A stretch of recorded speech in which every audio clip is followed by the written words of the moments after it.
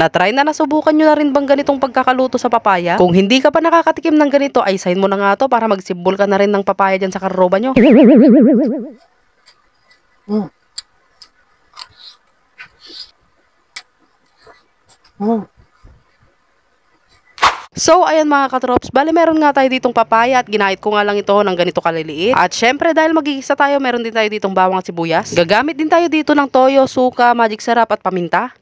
Ayan, una nga natin gagawin mga katrops ay magpainit nga lang tayo dito ng kaunting mantika tapos igisa na natin dito yung bawang at sibuyas. At nung nag-brown na nga ito ay nilagay ko na nga rin dito yung mga nagayat na papaya. Tapos ayan, ay mekos-mekos lang natin para magisa. At habang ginigisa ko nga ito ay maglalagay na nga ako dito ng mga pampalasa tulad ng paminta at magic sarap. Naglagay na nga rin ako dito ng 3 pirasong sili para I love you. Mas masarap kasi talaga ito kapag may sipa ng anghang. Kaya naman kung magluluto nga kayo ng ganito ay suggest na maglagay nga rin kayo ng sili. Ayan, binuhusan ko na nga rin ito ng toyo at suka at pinagburek ko lang bago hinalo. Para nang sa ganun, hindi umasim yung amoy ng adobo natin.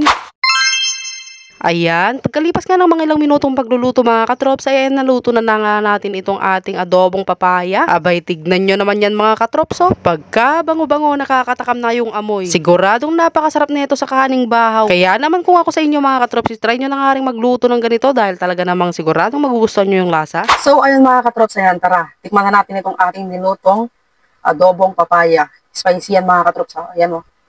May mga sili pa, oh. Bagong luto naman sa papaya. Ano, first bite na agad tayo. Ayan, oh. First bite.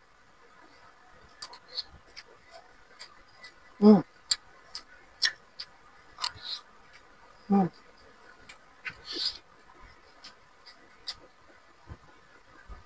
Ayan, oh. Big bite. Mm. Masarap din yung ganitong luto sa papaya, ha? Try nyo rin minsan mga katrops. Hmm?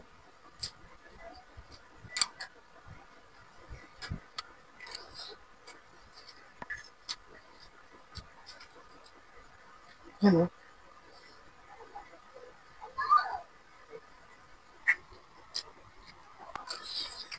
Hmm.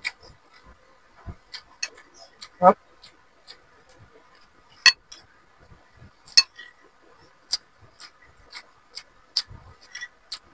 Hmm.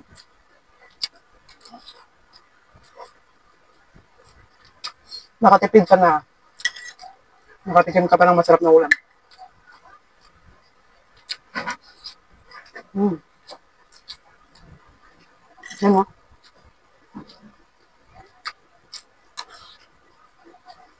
Sarap.